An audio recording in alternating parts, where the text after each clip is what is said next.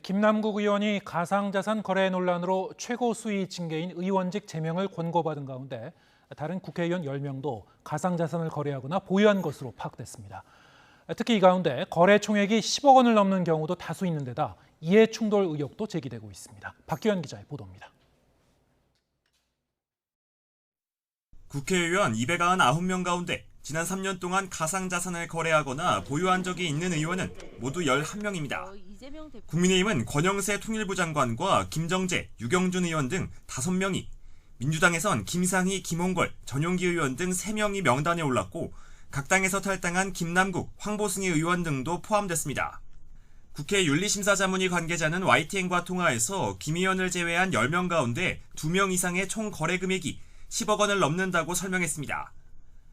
거래 횟수와 금액 등을 고려했을 때 상당수의 이해충돌 우려가 있다고 자문위는 보고 있습니다. 혹시 이해충돌 소지 있어 보이는 의원님도 계신가요?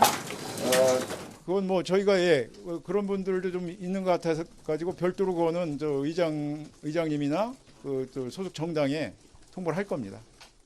실제 이들 가운데 일부는 가상자산 소득세 유예 법안 발의에 참여한 것으로 파악돼 이해충돌 가능성도 제기됐는데 해당 의원들은 일단 가상자산 실태 파악을 위해 해본 것이라며 투자 목적이나 이해충돌은 없었다는 입장입니다. 여야 지도부는 일단 조사 상황을 더 지켜보겠다는 입장입니다. 다음이 만약에 포함이 돼 있으면은 자발적으로 공개하시거나 하실 계획이세요? 일단은 보고를 받아보고 사안을 또 확인해보고 판단하겠습니다. 권익위원회에서 어떤 조사 결과 또 윤리위 자문위에서 나온 내용을 가지고 또 각 당에서 판단하지 않겠습니까? 코인과 관련된 내용을 구체적으로 판단하고 거기에 대한 입장을 밝힐 것으로 알고 있습니다.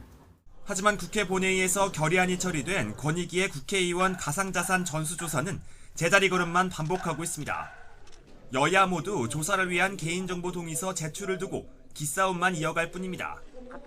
여야는 김남국 의원 사퇴 이후 직접 외부 기관의 조사를 받겠다며 자신했지만 추가 이해충돌 가능성이 제기된 상황에서 외부 조사에 적극 응할 수 있을지 조금 더 지켜봐야 할 것으로 보입니다. YTN 박규현입니다.